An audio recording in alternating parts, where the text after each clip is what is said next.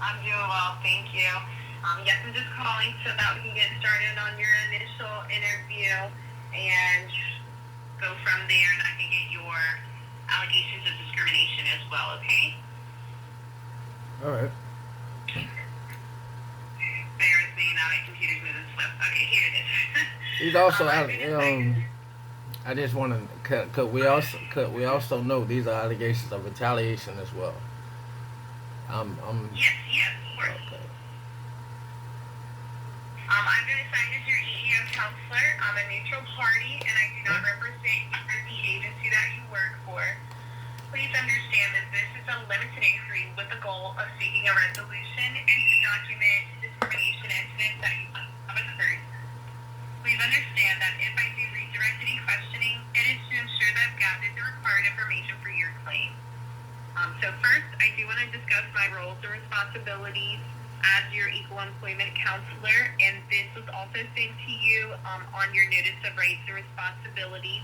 You should have that. If you want to follow along, you can, but you don't have to. I will simply be going over this document with you, and just to give you more of a thorough explanation of the document, okay?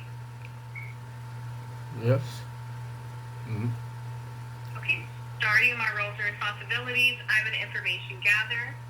My counseling activities are intentionally informal in order to contribute to a climate within which facts may be given freely and resolutions explored by both parties with minimum tension. I talk with the principals in the dispute in a casual and non-intimidating manner. As an EEO counselor, my job is to assist the parties of the complaint in their efforts to reach an amicable agreement. I am not a representative or an advocate of the aggrieved person. I do not, for example, advise the aggrieved person whether to file a formal complaint.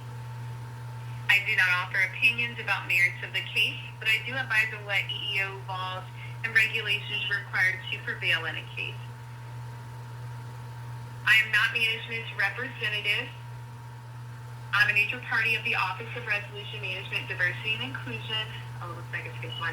I provide all parties with the technical information about how the process works and about their rights and responsibilities throughout the process.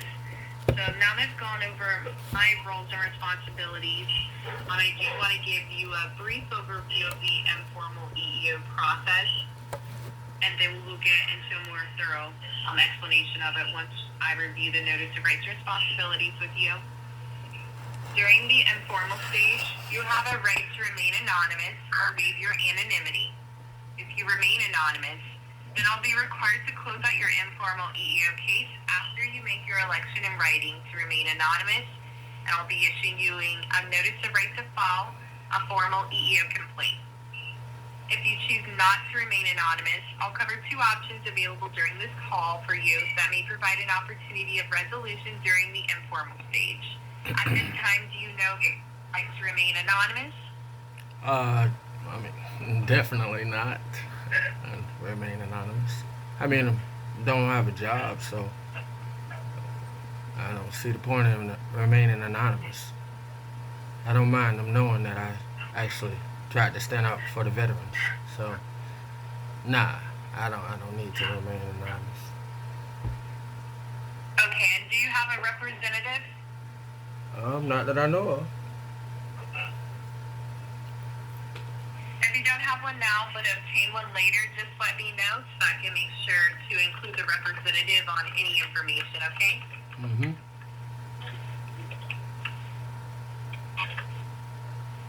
Okay, the next thing I'll be doing is going over your notice of rights and responsibilities, starting at the letter C as in Sierra. I'm sorry, C as in Charlie through S as in Sierra. And I will be going over this entirely. And it talks about the entire EEO process, so that's what I will be discussing with you, the next process here. So this gives you a much more in-depth version of the process. Mm-hmm. You have the right to have your claims addressed through the Agency Alternative Dispute Resolution ADR program or through EEO counseling, but not both. Participation in ADR program is voluntary on your part, and ADR may be entered into in lieu of traditional EEO counseling. If ADR is elected during the pre-complaint process, The counseling period may be extended up to, but not more than 90 calendar days. Your agreement to participate in ADR must be in writing, and when ADR is elected, the EEO counselor will only gather enough information on your basis and claims to assist the agency in making a procedural determination in the event through resolution through ADR is not reached.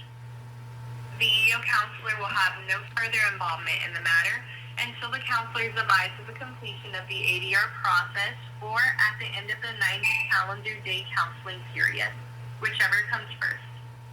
At that time, if a resolution is not reached through ADR or the 90 calendar day counseling period has ended, a final interview will be conducted and you'll be issued a notice of right to file a discrimination complaint.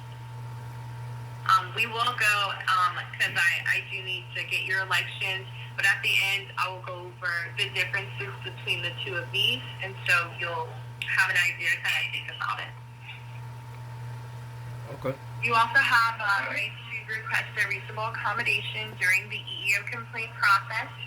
Section 501 of the Rehabilitation Act requires agencies to provide reasonable accommodations to qualified applicants with employees and employees with disabilities.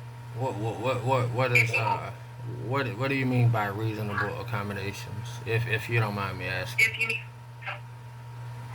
a reasonable accommodation through the EEO process, like if you need additional time, you need to let me know. It doesn't tell me the specifics because we do not handle it here in our office. So anything you could potentially need a reasonable accommodation for. The link in Section D is where you would be going, but I recently found out that this link is broken, so there's a few issues with the link. If you need assistance with that, let me know, and typically would be going through like your reasonable accommodation coordinator through the facility, or for human resources, that would be the ones that would be assisting with the reasonable accommodation if you do need one.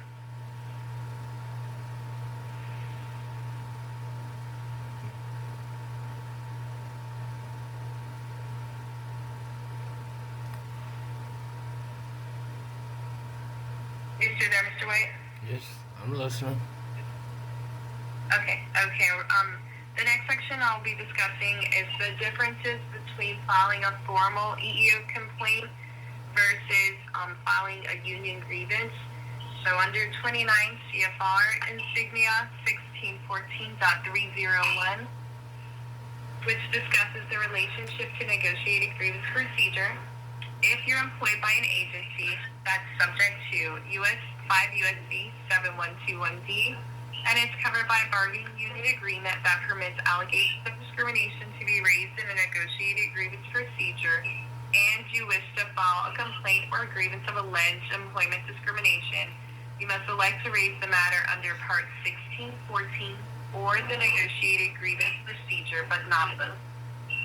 You may file the grievance before, during, or after informal EEO counseling, but not after you file a formal discrimination complaint to the EEO. Well, An election to is this a process that you have to read as my counsel? Oh, okay, all right. So I'll just be patient and listen. All right, go ahead. Sorry. Yeah, I will give you a short synopsis at the end because they're all kind of lengthy. An election to proceed under negotiated grievance procedure is indicated by the filing of a timely grievance. And whichever you file first, a formal EEO complaint or a union grievance will be considered an election to proceed in that form, and it must be presented in writing. At the formal level, any complaint filed after a union grievance has been filed in the same matter shall be dismissed without prejudice to the complainant's right to proceed through the negotiated grievance procedure. The dismissal of such a complaint shall advise the complainant of the obligation to raise discrimination in the grievance process and of the right to appeal the final grievance decision to the commission. So in this section, when we're going through this, as I've been assigned your EEO counselors, this will be informal EEO. You're in the informal process. You can go through and file a union grievance during the informal process, or if you don't want to follow union grievance, you want to see it's going to happen in the informal process. At the end of the informal process, you'll have an opportunity to either file a union grievance or you can file a formal EEO complaint. So if there's no resolved in the informal stage, you can go into the formal stage of the EEO process. So I usually just make you aware of that, and all this is saying is that you do have an option to fight. Yeah. If you're disputing a matter, that can be appealed to the Merit Systems Protection Board, MSPB, and you file an EEO complaint or an MSPB appeal. You may file one or the other, but not both. Whichever one you file first, a formal EEO complaint or an MSPB appeal, will be considered an election to proceed in that forum. So, the same thing with this. You can file one or the other, but not both, to go through the MSPB appeal if you would like. Alright. Within 30 calendar days of your first contact with an EEO counselor, you have a right to receive a written notice terminating counseling and informing you of your rights to file a formal complaint, unless that period has been extended by prior written consent. You also have the right at the conclusion of counseling to file a formal complaint within 15 calendar days of receipt of the notice of right to file the discrimination complaint. And when you're represented by an attorney, the Commission's service regulations require that all notices be served on the attorney with a copy to you. Time frames are computed from the date of receipt by the attorney, not the date of receipt by the aggrieved person. What attorney? What are you? I got lost for a second. If you get an attorney, they're just saying that, time frames are going to be calculated by whenever the attorney receives something, not whenever you received it, if you do obtain an attorney or representative.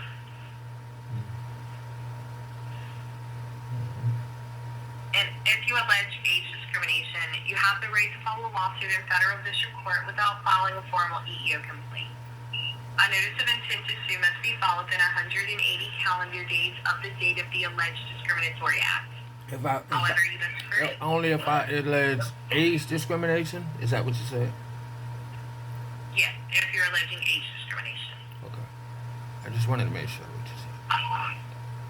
However, you must first notify the Equal Employment Opportunity Commission, EEOC, at 131 M Street, Northeast 4th floor, Suite 4NW02F, Washington, D.C., 20507 of your intent to do so at least 30 calendar days in advance of filing of your notice of intent to sue. Okay. And if you're complaining about sex-based wage discrimination, being paid less than a person of the opposite sex, even though they are doing equal work, you may file a formal EEO complaint or a lawsuit in federal district court pursuant to the Equal Pay Act. In addition to other remedies available through the EEO complaint process. Let me ask you something really quick.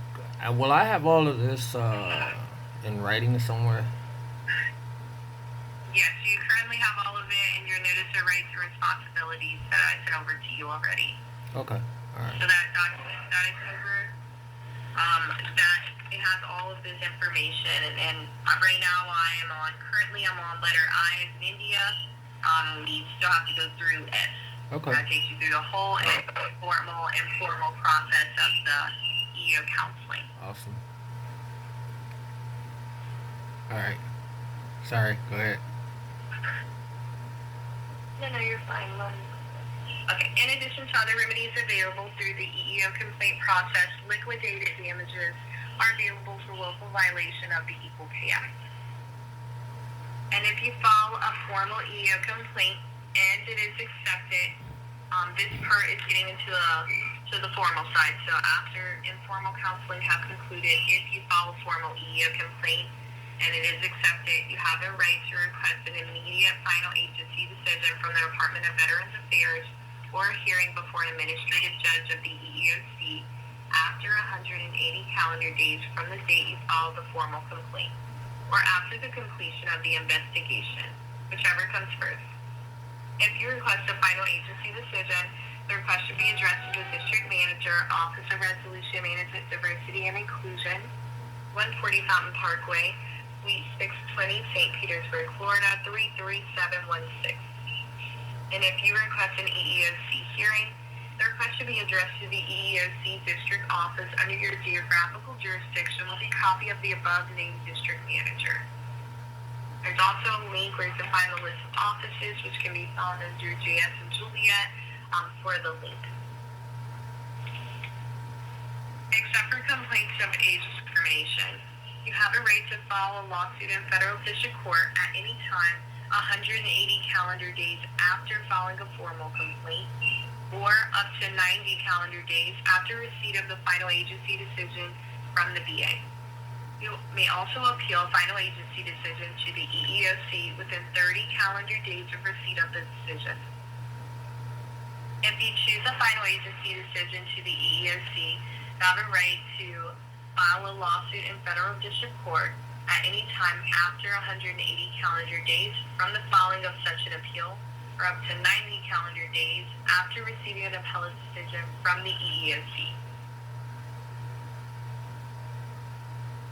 And if you believe that other individuals similarly situated to you have suffered from the same kind of discrimination, you have the right to file a class action complaint.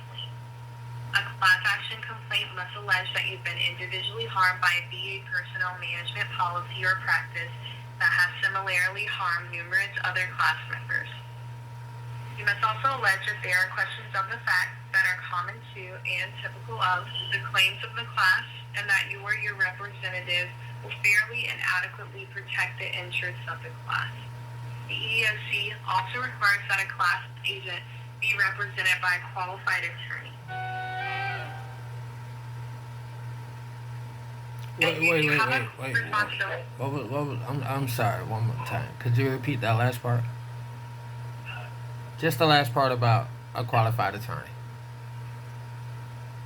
The EEOC also requires that a class agent be represented by a qualified attorney. So in the event that you're trying to file a class action complaint, you have to obtain an attorney for that. Okay.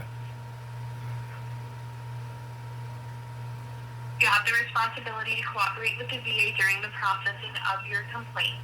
You must keep the VA informed of your current address.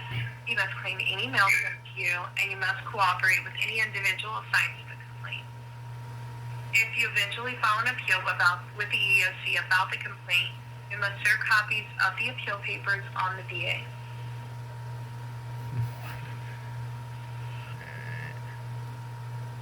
And if your complaint involves any back pay, you have a duty to mitigate damages by actively seeking and or retaining employment. Interim earnings or amounts which could be earned by complainant with reasonable diligence generally must be deducted from any back pay.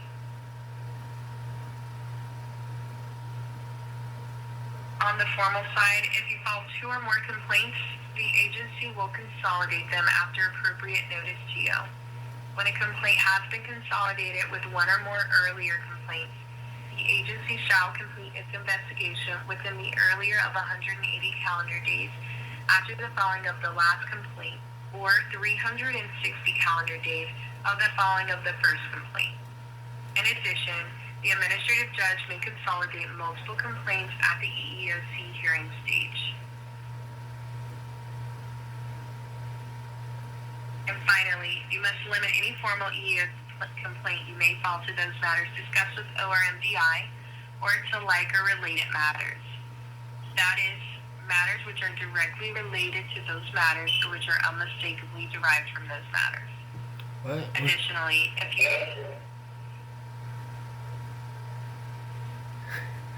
I'm sorry. Yeah. Alright, I got it. I got you. Additionally, if you wish to amend a previously filed complaint, only matters that are like or related to the claims in the pending complaint may be added. To protect your rights, discuss all claims with ORMDI prior to filing a formal EEO complaint.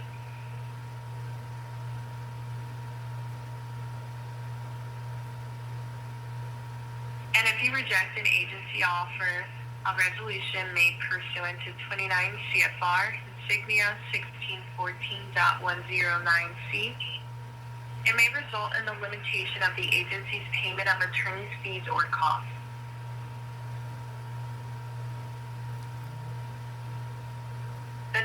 section discusses an extension of counseling for resolution efforts in the event you choose to do traditional EEO counseling. So when an aggrieved individual and an EEO counselor engage in resolution efforts, they may decide that they need additional time to reach an agreement. If the aggrieved person consents, the EEO office may extend the counseling period an additional period up to, but not more than, exceeding 60 days. See 29 CFR insignia 1614.105E, which states, prior to the end of the 30 calendar day period, the aggrieved person may agree in writing with the agency to postpone the final interview and to extend the counseling period for an additional period of no more than 60 calendar days. The matter has not been resolved before the conclusion of the agreed extension. The notice described in paragraph G of this section shall be issued.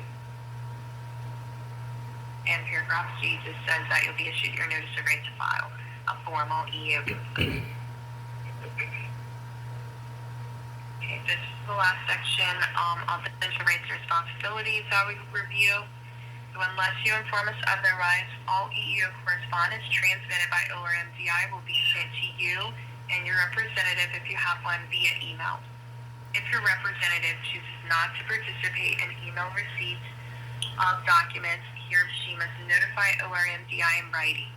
In instances where documents may be too large to email, ORMDI will physically mail any such correspondence to your address of record. If you should file a formal complaint and it is accepted, you will receive a copy of the investigative file via encrypted email or via another means approved by the agency. With this election, you will not receive a printed copy of the investigative file unless you notify ORMDI of your request to receive the printed file. ORMDI will use the date that you or your designated representative, if you have one, receive the correspondence via email for purposes of calculating timeliness. And therefore, if the email address to which EEO correspondence is sent is a VA account, you must use the read receipt option in Outlook to provide proof of delivery to ORMDI. If you or your designated representative is not using a VA email account to receive EEO correspondence, you must provide ORMDI with email confirmation immediately upon receipt of documents and notices. For timeliness purposes, if the read receipt or email confirmation is not provided, shall be presumed that the parties received the agency's correspondence within 5 days after the date it was sent via email. So they're asking you to use the read receipt option, and they're asking you to use the option in Outlook if you're using your VA account, if you do file for the formal EEO complaint, so that you can ensure that you have filed on time for timeliness purposes. And additionally, there will be someone, as I will be facilitating you through the informal process. You will also, if you do file a formal EEO complaint, there will be an investigator facilitating you through the formal EEO side for the formal process. So if this is not resolved to the informal side, then you'll also get assigned someone else to be facilitating you through this process. So there's nothing that you have to remember all the time frame. We correspond and ensure that we get the information by that date. So I do see, based on what I have on intake, I do have here, let me just to confirm, just to make sure we can discuss and go over this, I do have to go over the two options that you have that we talked about in the beginning. So you have the option to go through ADR or mediation, and that will consist of you and your representative, if you have one, having a guided discussion with the applicable manager as led by a neutral mediator. The manager that you mediate with will largely be determined by your requested remedies, as that manager will have the authority to grant your requested remedies. During mediation, you will get to tell your story and share what alleged discriminatory actions occurred and how they impacted you. And then you'll transition into a negotiation phase where you'll be able to negotiate with the manager to determine if you can reach a settlement. You're able to agree on terms. You will complete a settlement agreement there at the mediation table, and the process will go over for review and approval. If you're not able to reach an agreement, I will conduct a final interview with you and provide you with your notice of right to file a formal discrimination complaint. This will allow you to seek relief through the formal EEO complaint process, and this mediation also has a 90-day deadline. The other option you have is EEO counseling, and consists of me gathering details that associate with your complaint, and then I will conduct an interview with the applicable manager to obtain responses to your allegations of discrimination. Please understand that this is called the limited inquiry, and it is not an investigation. In this process, I will simply present the manager with your claims of discrimination and allow them the opportunity to respond to your claims of how you've been discriminated against, and I will also obtain a response to your requested remedies and provide both sets of responses to you. If you find management's response to your allegations and requested remedies acceptable, we'll have the option to sign a settlement agreement. However, if you're not satisfied, you'll be provided with your notice of right to file, and you'll be able to seek relief through the formal EEO complaint process. This has a 30-day deadline, and it starts the day that you contacted our office. Do you know if you want to do mediation or if you want to do traditional counseling? Well, I mean, I don't really think mediation will. So what could you explain the end result? What could be the upsides of the mediation one more time, please? So you will get to tell how you've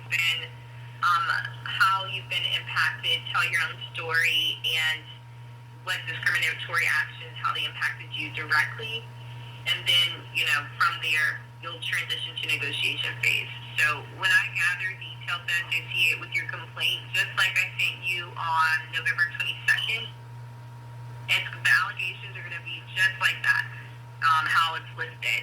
So I have on November 6th, Miss Andrea Lewis, Assistant Chief, terminated Mr. White while on workers' compensation leave.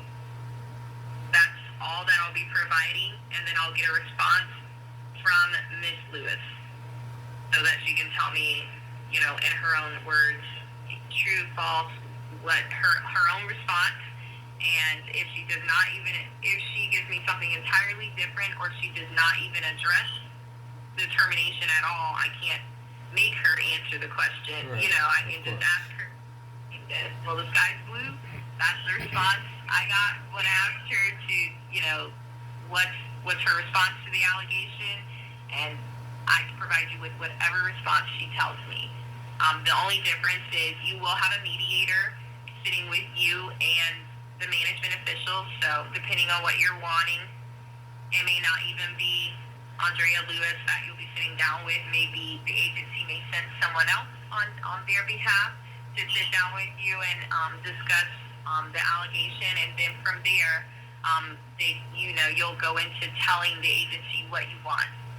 And then, like, for instance, it says you were terminated here based on what I got from intake. If you wanted to get your position back without any break in service, that is something that whomever you sit down with would be able to approve. And they may be agreeable to doing that on your behalf. If they do agree to do that, then you'll sign a settlement agreement and go from there. The settlement agreement is binding, and it would allow you to get your position back if that is something you wanted. Oh yeah. Yeah, the only difference is you get to sit down and to tell your story, and it is, if I'm not mistaken, it is virtual, so it is not going to be with you. It's not going to be with you sitting face to face with anyone on your behalf, and it's strictly voluntary to do mediation. But you can't choose mediation and then traditional counseling. You have to decide one or the other. And could you? Well, first of all, I also, filed an OSHA complaint, so I don't think they're gonna give me my job back because they look at me like a whistleblower. So I'm almost positive that's out of the window. So it seems like, just don't seem like wasting time is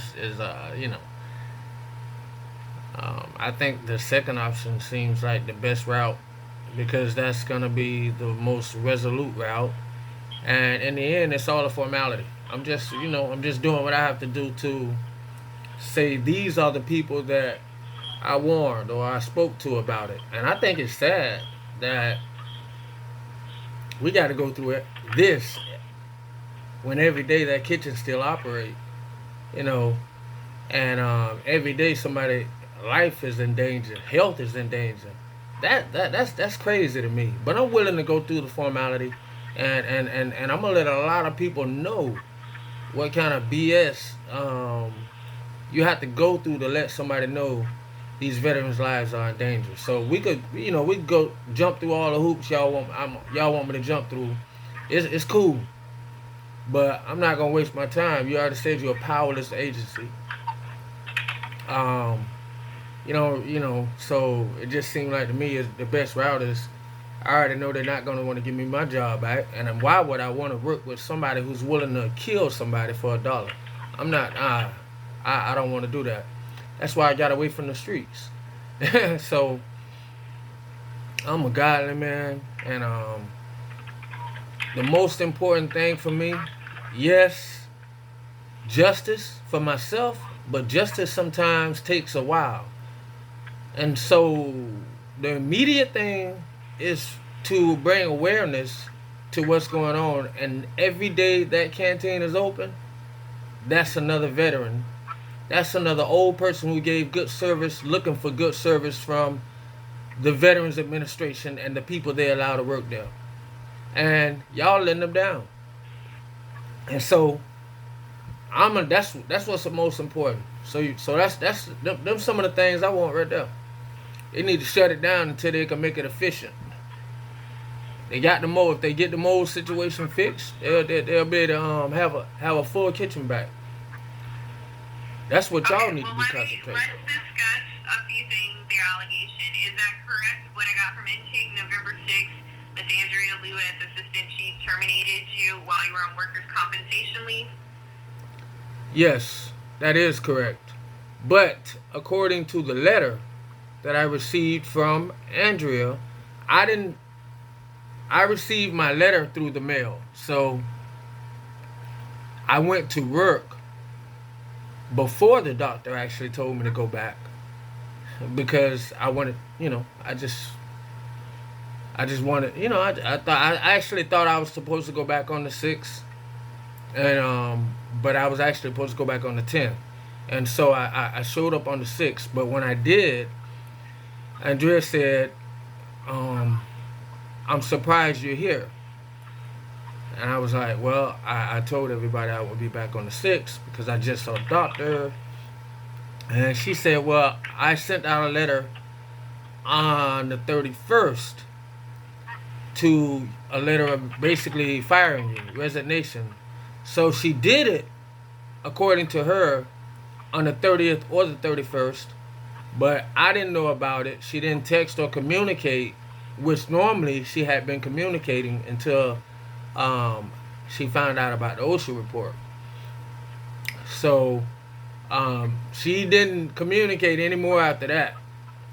And so I found out by going to work that she had sent me a letter telling me I was fired. Okay, why did she say you were fired? Well, she said she just didn't hear from me enough. And I was like, what do you mean? I have...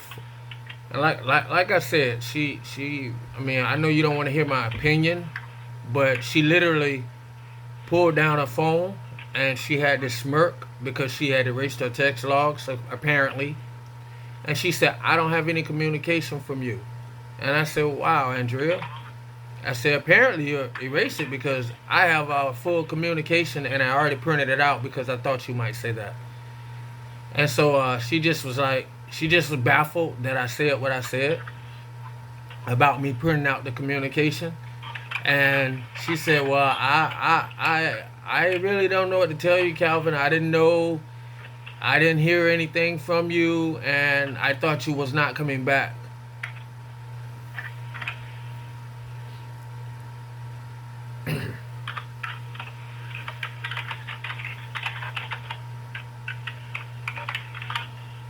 when you went on workers' compensation, usually you tell people when you're going to return to work. So you told them initially, hey, I'm going to be returning to work on November 6th, right? Yes, because when I went to the doctor, he had planned on having it done by November 6th, and he told me this would go in effect as soon as the doctor signed it. And so the doctor didn't sign it on November 6th, but I was so pumped up and ready to get back that I kind of, because he assumed it would be done. Originally, he said this should be done by Friday. You'll be ready to go back in Monday. So this will be effective because the doctor will have signed it with my restrictions and my return date. But something happened with the doctor, and he didn't sign it, and I didn't get a word about it. So November 6th, I went to work on time, and so that's when she told me. But before that, Okay, she said that she didn't hear from you. So had you communicated to her while you were on workers' compensation that you were on workers' comp? Because usually you should get some sort of notice once you go on workers' comp. right, I was. Like I said, you'll see in our text communications that we was communicating pretty good, and at some point, she found out about an OSHA report, because this is a lot about the conditions as well. So this is just as big on retaliation as it is on discrimination. You just have to look at it in a real view, and I mean, you just can't have tunnel vision with it. Not that's not you personally, but these things happen all in a vacuum. And so yes, I was on workman's comp. I have a full text log of communication from her until she found out about the OSHA report. And somewhere in my text communication, you will see me say, hey, you're not communicating with me. Basically I'm asking her, is everything all right? What happened? And she just never communicated again. And then I asked her again, is there somebody else that I should talk to? Because you stopped communicating. And she just never responded. Never even said, I'm firing you. But also in those Okay, so communications, when did you file the OSHA report? probably on hold on one second. Maybe on the 15th.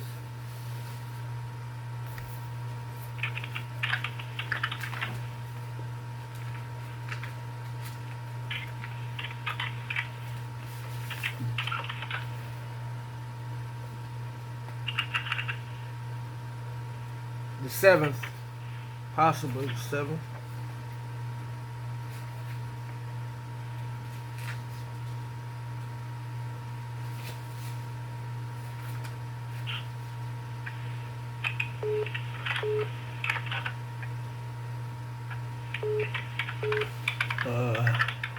Yes, it's looking like this. I think it's the 7th. Oh no, I'm sorry. Yes. Oh no, yeah, it's the 7th. I'm sorry. Of October.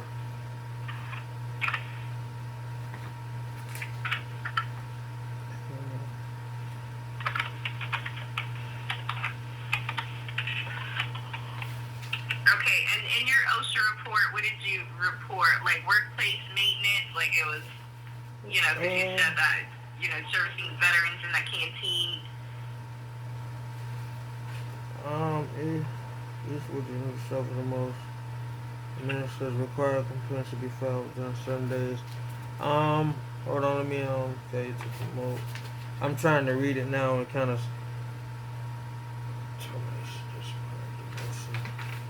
I'm pretty sure I put all of that though. Complain to management about unlawful conditions, conduct, or practices. Testified or provided text statements. Alright. It's kind of hard to see, but I can give you the complaint number so you can actually see it. But I'm reading the print, and in the print they only give you the little bit of words that fits in the window. But I don't, it's not like you're on a computer where you can scroll. So I don't have basically what I printed out is not gonna allow you to see on as much as it is on the actual report. But I do have my report number and my reference number. So No, I OSHA don't need your reference number or the report number. I just need to know like the gist of what you reported to give me an idea of why you're saying like, this is reprisal, and based on your basis. That's what I'm trying to understand. well, I exactly what I'm telling you. Based on what you mean? What's my reprisal? Right. So reprisal includes like retaliation. You have here, based on what you told intake, Right. it's because you hadn't had any previous EO activity, which would Right. also include if you filed an OSHA complaint. Right. Right. But also in the text messages, I also complained about um, me being hurt on some of the same stuff that I filed the OSHA complaint about. These were broken items and stuff that should have been fixed. And I was actually sitting home and already told that all of my days would be, I could stay home, but I would not be compensated no matter if I was hurt or not. And so it was like I literally text the manager that, these things have been issues and it's unfair for me to sit home and be told that my absences will be unexcused and stuff like that. And so, and not only that, but the complaints that we had already made about the conditions. These are some of the things I complained in the OSHA or the whistleblower, trying to get whistleblower protection because we knew that we were serving um, bad stuff. We knew that we were serving in conditions that we were not supposed to be serving in. We knew that we were serving in molded conditions, and because of the mold and because of the loss of the kitchen facilities, we didn't have a stove, so a lot of the food was uncooked. We could not and did not check temperatures. A lot of times, the managers would basically have us log temperatures all at one time just to pass an inspection, and so it was ridiculous. It was out of control, and so a lot of people fear for their jobs, and I don't know. I guess I put their health and what was right over my job, and I see why a lot of those other people were afraid though, because they said it would be tough, and they said a lot of those conditions had already been complained about. So apparently, it's looking like the people that don't care are the people that's in charge. Okay, I need you to give me more details about the situation What you because mean? that's the only way I'm going to be able to know or to understand. So when you received this, when did you start working here at the VA? When I received what? When did you start working here at the VA? Um, I want to say August or maybe July. I could find it. Hold on one second. I got to find my termination, my firing letter. My letter that told me I'm fired, basically.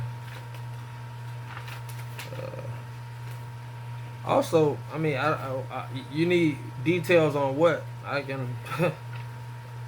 What other details do you need? So that I can ensure that we have your claim correctly. It's the only thing that happened was that you only received a termination letter while you were on here. You had never received like any reprimands, verbal or written counseling, anything like that? Nah, I've never seen a write up at the job at all.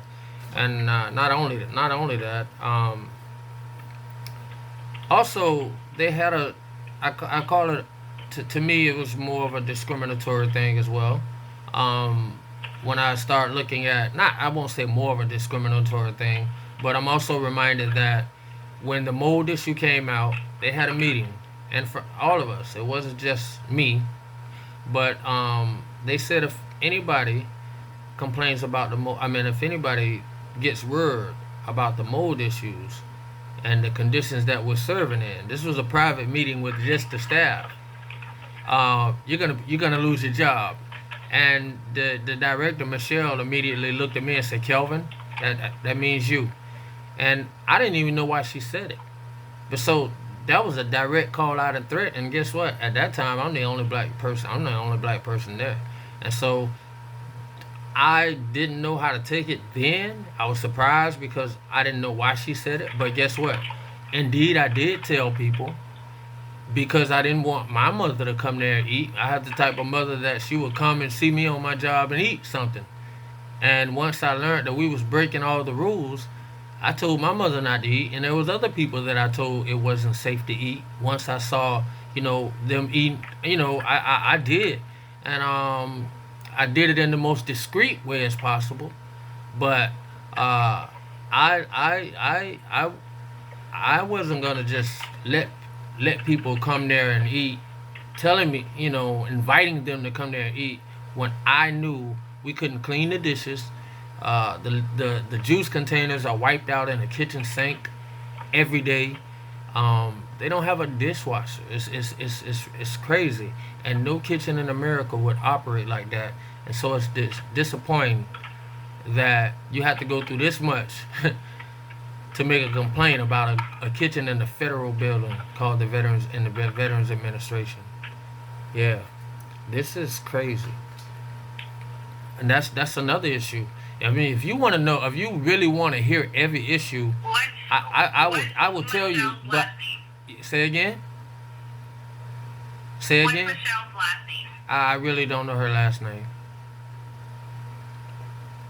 Okay, what day was this meeting held on? When she basically said if the issue about mold gets out, then people will lose their jobs.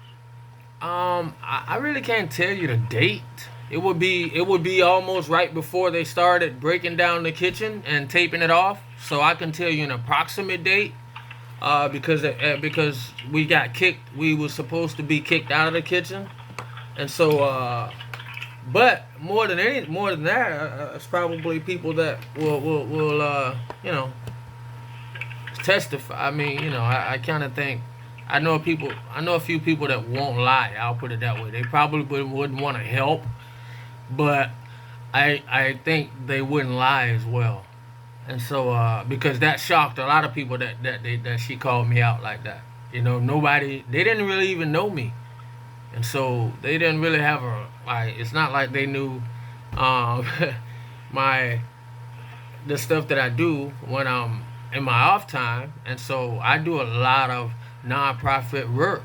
I do a lot of work with the veterans, and so it's like it's just crazy that they actually called me out as if they knew something about who I was. And I mean, now they feel like they're learning because I stand up for what's right. So now they're learning. But I felt like they knew that day. What dates did you reach out to Andrea Lewis and she didn't respond back to you? Hold on one second. Because you would need to. I mean, I can send you all of that. I can send the whole text log to you, but I can. Hold on one second. In the informal process, there's no documentation that we require. If you have anything like that, I would suggest you save it just in case you file formal, because that is something that they will get on the formal side. Alright, so that won't be a problem specifically. Okay, I'm updating. Okay, yes, you'll need documentation. Okay, that was on the 20th. I'm gonna say the 27th. Yeah, it was So Friday, October 27th, she said everything is okay as long as you have documentation, and I responded that won't be a problem. So the next Tuesday, whatever is after Friday, October 27th, let me see on my calendar. Friday 27th. The 31st. So Tuesday the 31st, I text her. I saw something. I think the doctor told me, and she didn't respond. I asked her, "Is there a specific reason why you put no lost time on the CA1 form?"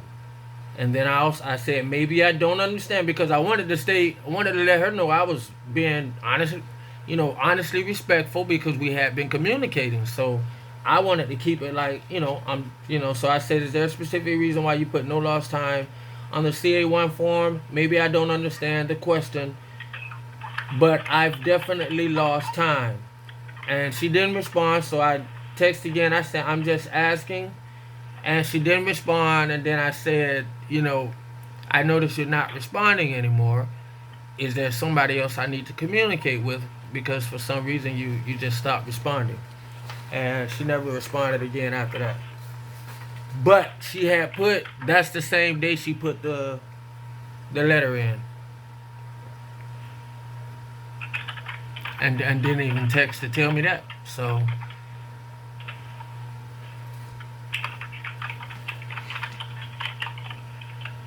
she put the letter in the mail to terminate you that day. I don't know if she put it in the mail, but it says a termination date, so the date on there is that date. It's actually a day before that. I think it's the 30th, I want to say. But remember, she told me on the 27th that everything was okay as long as I had my return date and restrictions through text message.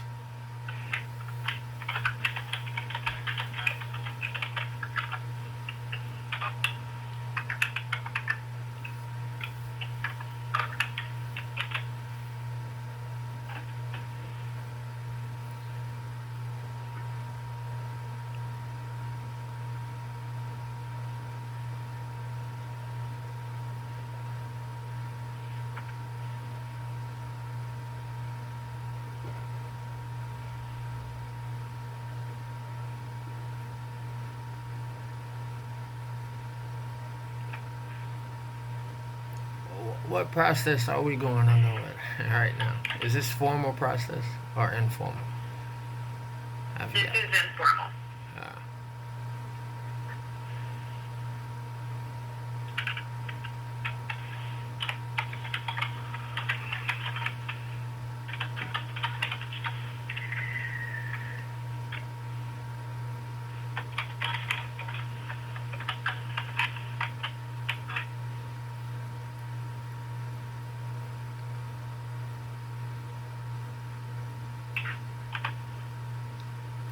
Okay, and you also said that you believe that the basis is because of your race. Why do you believe that they're discriminating against you based on your race?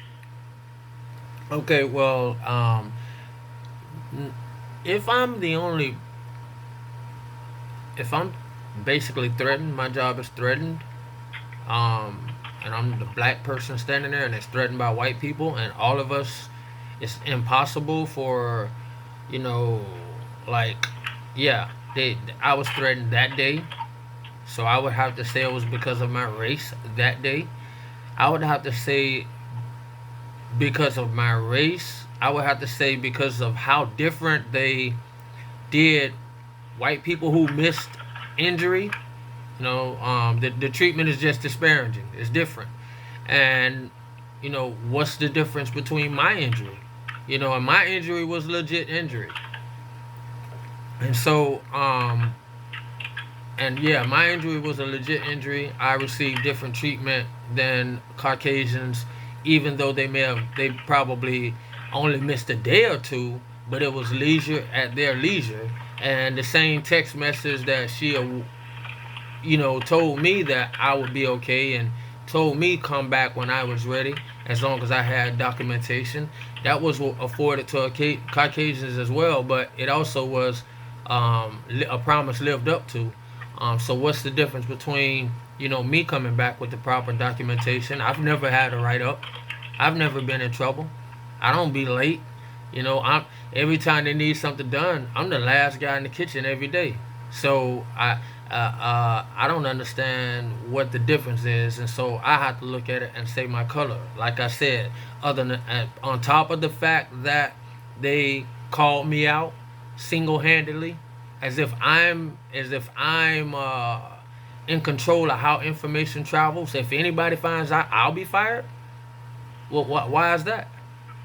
Why can't Rich be fired, or why can't Kenny be fired? The two white guys.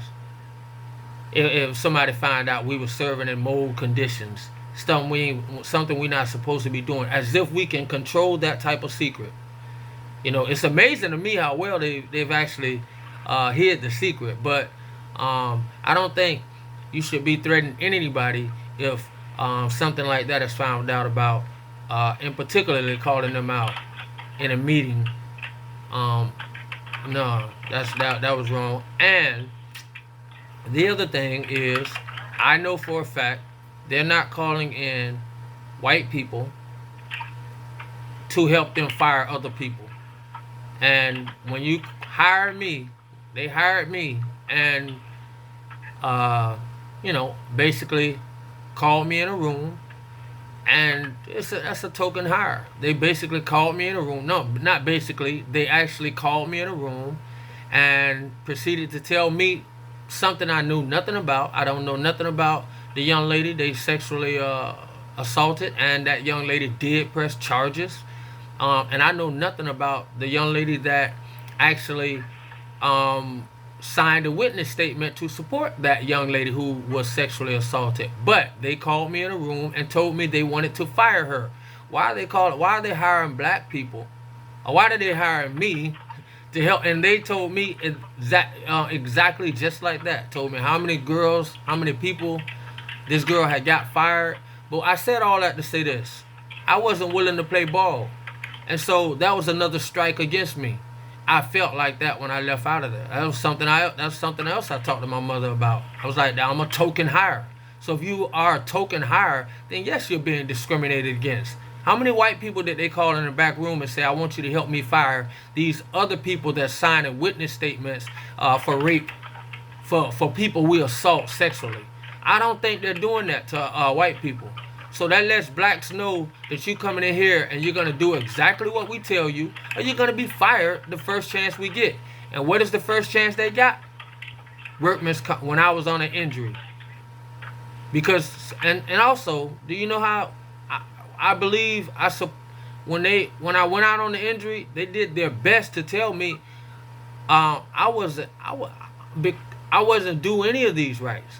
Start sending me bills on the email. They're telling me because of this bill, you're not due to this stuff.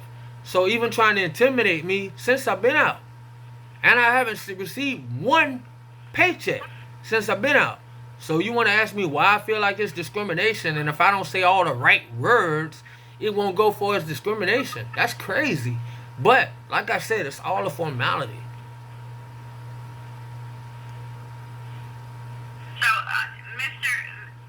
I'm just trying to get your information for your claim because this is required for my next step. Yeah. So that's why I ask you all these questions and specifics about what occurred, what happened. Do you know the employee's name who they wanted to fire because she tried to file a sexual harassment complaint? Well, no, she did file a sexual harassment complaint, and her and I have been trying to do a lot of legal work together. And so I know she's very protective of her name. So right now, and she's almost rehired at the VA in another position. So I don't know how, but I don't really want to say her name. But she actually filed charges. So it should not be hard to find out the young lady's name. This all just happened, and yes, she was just fired as well. And so I can tell you definitely the young lady's name, who they explicitly came out and told me I was there to replace her job. They was paying me $2 more to replace her, and they told me she had, she signed that witness statement. They wanted her gone.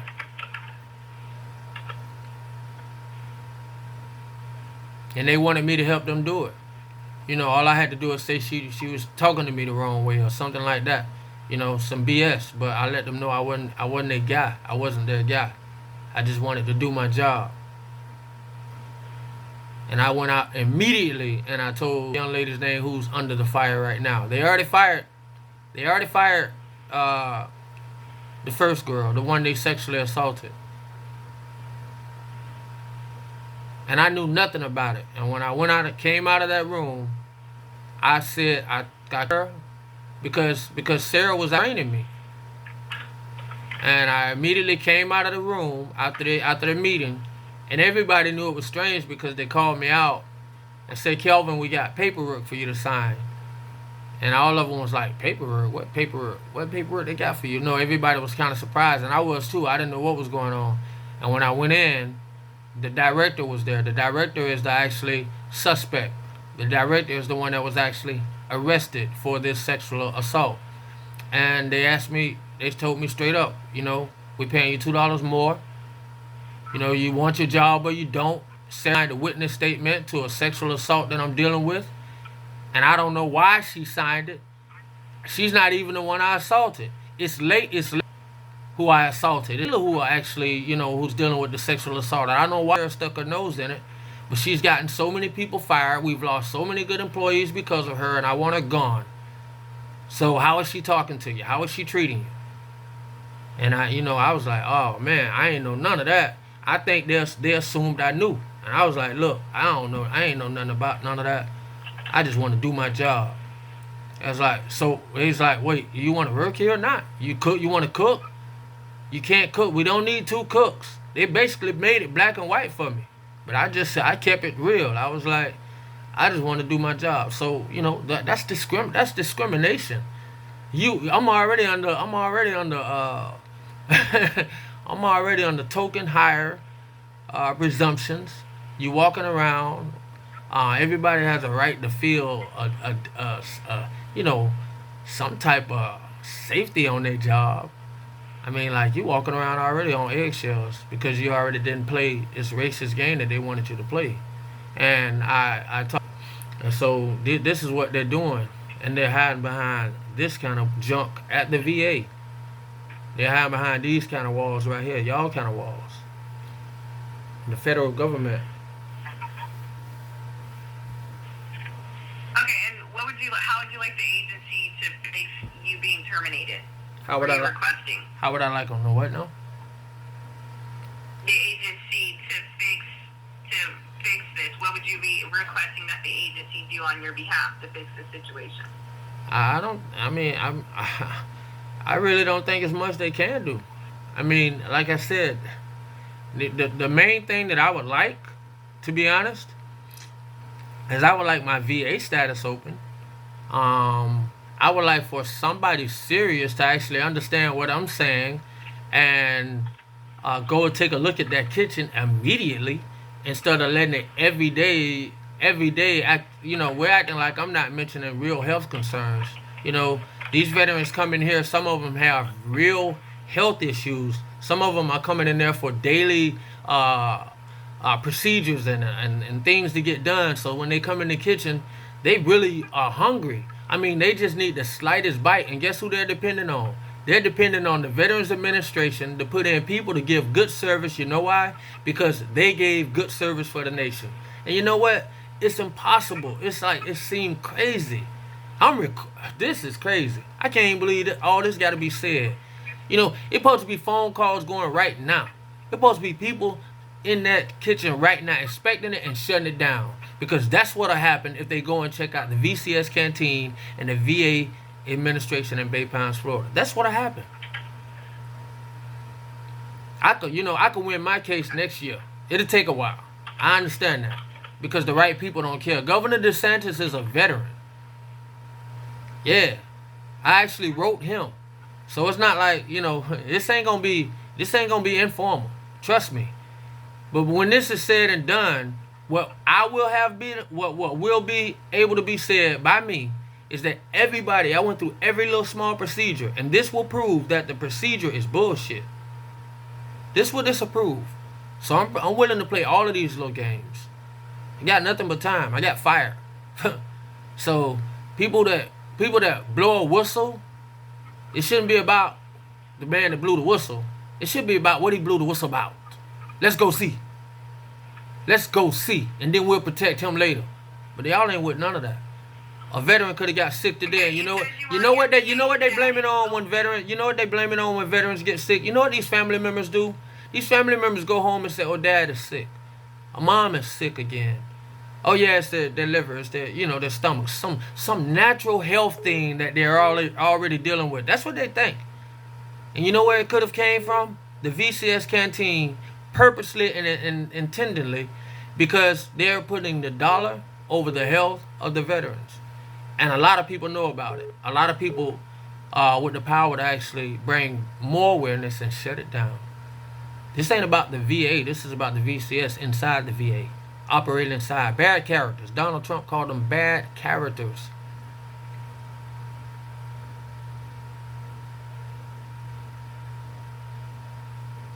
But the VA, I love working at the Veterans Administration. I just didn't want to. I would never want to work in that canteen again with people who rather put a dollar in their pocket, and whether they're risking a veteran's life or one of the service people that come through there every day hungry, who's working with the veterans or working for the veterans or working for the VA to get on my VA job web status to gain employment at the Veterans Administration. And I think something like this, with people like that, they'll make it hard.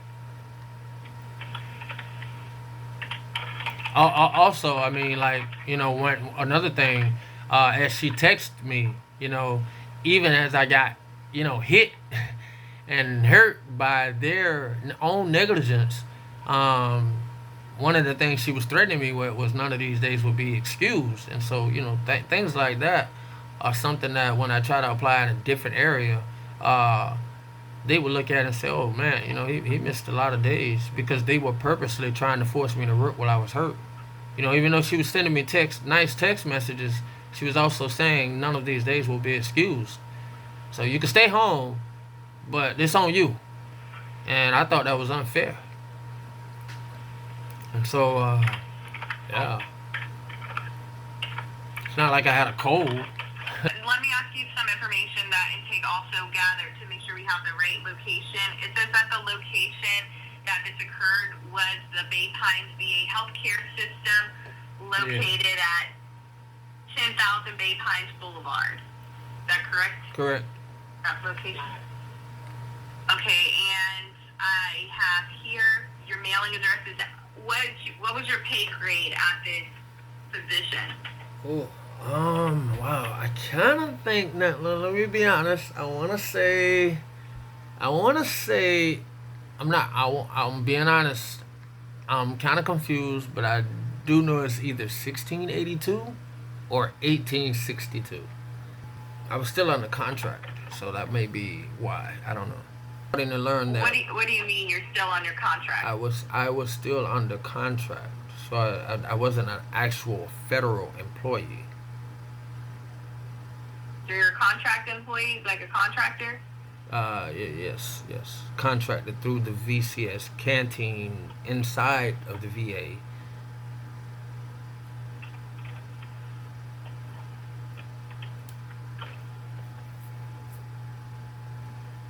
Starting to learn they can treat contract workers.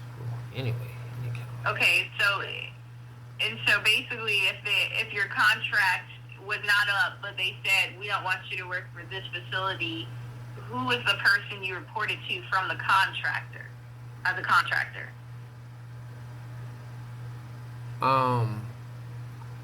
So could you say that once more, please? So is there someone specific you reported to as a contractor, not the VA? I mean, we went to it's inside of the VA. It's the canteen inside of the VA. That's the only person I reported to is really Andrea. Michelle was a director, but she wasn't there every day. Once she got arrested, she wasn't around as much, because the other girl was still there. But eventually she came back to bring her intimidation and retaliation and fired that girl. But I don't know if that's answering your question. That Andrea is really the only person we report to. It's at the VA, it's inside of the VA. Okay, Andrea is one of them. Okay.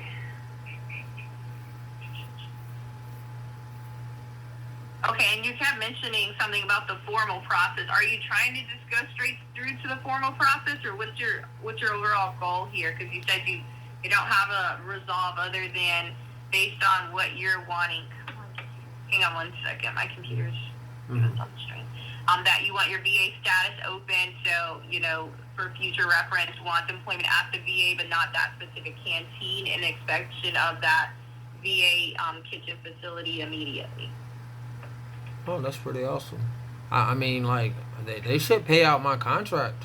I mean, they can always say that they can always say that they wasn't gonna renew the contract, but to say that I wouldn't have made it through the end, they have nothing to show for that, because I was a great employee, never a write up.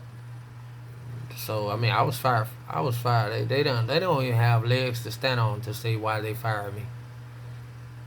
Every little thing that needed to be done, way outside of my job detail, they came and got me. That's how I got hurt. So, Okay, and when you were hurt on the job, did you get hurt in the kitchen while at work? yes. Actually, in a different room, but I was at work though. But it was in a different area because, like I said, I was the go-to guy to move all of this broken stuff around that they was, once they lost the kitchen because of the mold, all of the stuff just have to we had to move from room to room. We lost a lot of room because of mold, and so it was always a lot of like old stuff getting moved around, and just old storage rooms that had to be cleaned out. And inside of those old storage rooms, it was old broken stuff, and that's what happened to me. And so it was at work. It was in the kitchen, but it wasn't exactly in the kitchen. Okay, on what day did you get hurt on the job? October 5th.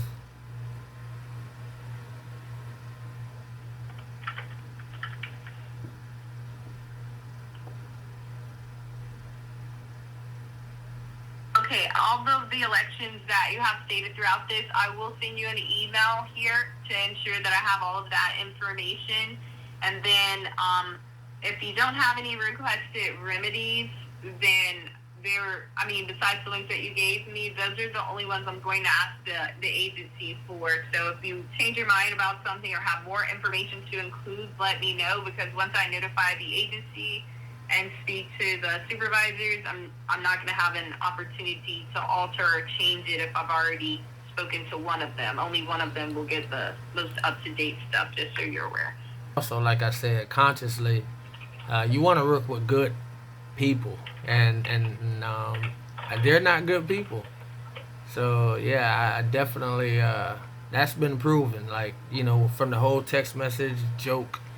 The token, trying to make me help them fire this girl, calling me out at a meeting is like, why would I even want to go back there, even though I love the job, I love the kitchen.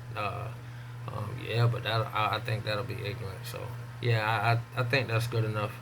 Yeah. So what am I waiting for now? Well, you can ask. You'll get all of this information in writing. All right. In the mail or on the email? Email. Everything that we do will be by email. And the email I have is... Could I ask you this? At what point will somebody say, hey, Yella, is there a place I can send, like, videos or photos? Like, somebody should want to see the disgust. It's almost like all y'all do is give people time to clean up. It's like Governor Newsom, cleaning up for all of these Chinese, whatever, the diplomats, or before the Super Bowl, like cleaning up the homelessness. That's all y'all doing is waiting and giving them time to clean up. Just neglecting all of the everyday thousands of dollars they're making at the cost of somebody's health. I think that's sad. That information's only gathered on the formal side, and both sides of the process, it's not a quick process. If you go to the formal side of things, like I went over, it can take a lot of time to gather that information up. We're on a timeline on the informal side. If you choose the traditional counseling, since you don't want to do mediation, I have 25 days to wrap your case up in our district, so I will be working to speak with both of these individuals, Andrea and Michelle, to see what's going on, or if they can provide you with your position back based on what you've said to me.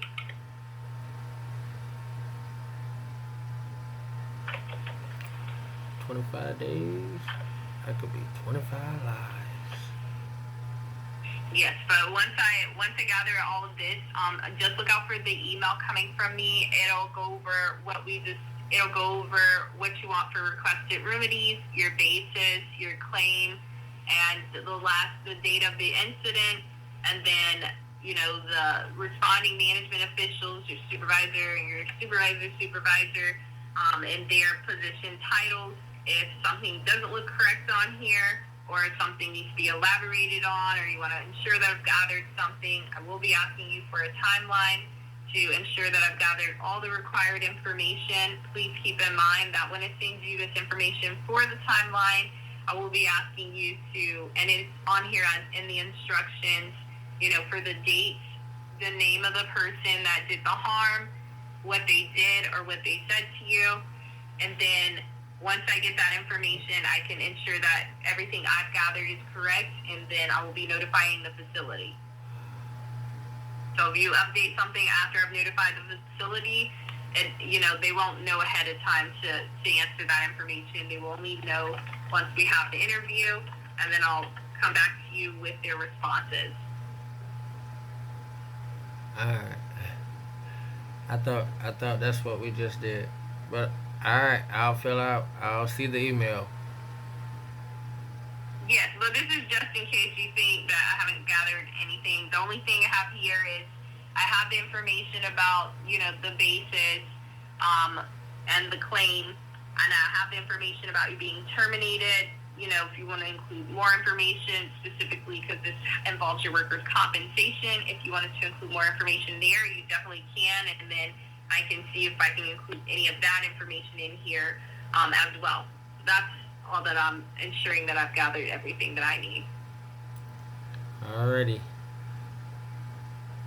Okay. Yes, sir. Any other questions I can answer on your behalf? I just need to wait on the email, right?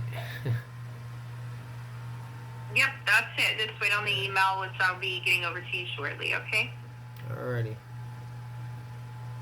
Okay, thank you for your time. Have a good day.